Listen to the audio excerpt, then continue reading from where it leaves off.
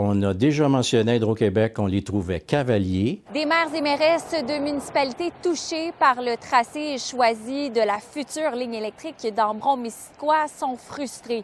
C'est que jeudi, Hydro-Québec les a mis devant le fait accompli à l'effet que le tracé C était choisi, et ce, même s'il ne faisait pas l'affaire des villes de Sutton, Lac-Brome, Cowansville et Donham.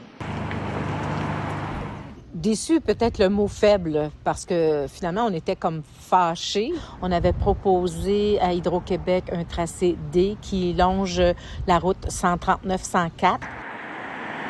Alors, pendant 10 mois, on a documenté, on a travaillé sur cette possibilité-là. Alors, c'est pas une solution qui arrive à un équilibre parce qu'il y a un trop gros risque. Au niveau technique, on n'est pas certain de pouvoir la réaliser, surtout pas dans les temps et dans les délais, alors que le réseau électrique de la région, je vous le rappelle, doit être remplacé parce que la qualité du service n'est pas au niveau et la ligne qu'on cherche à remplacer a été bâtie en 1928. Ce qui nous dérange, c'est le tracé C ici.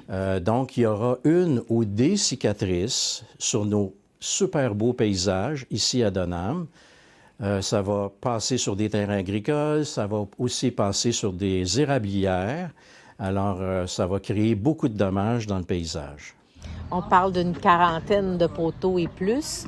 Ça, c'est certain là, que ça vient jouer dans le paysage où on va pas utiliser un tracé déjà existant, où on va vraiment rentrer là, et couper notre couvert forestier.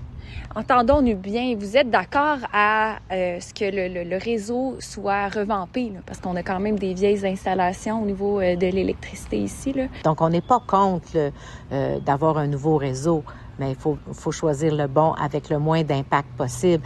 Bien, les citoyens sont aussi très choqués. On a créé un comité qui s'appelle Exigeons plus d'Hydro-Québec.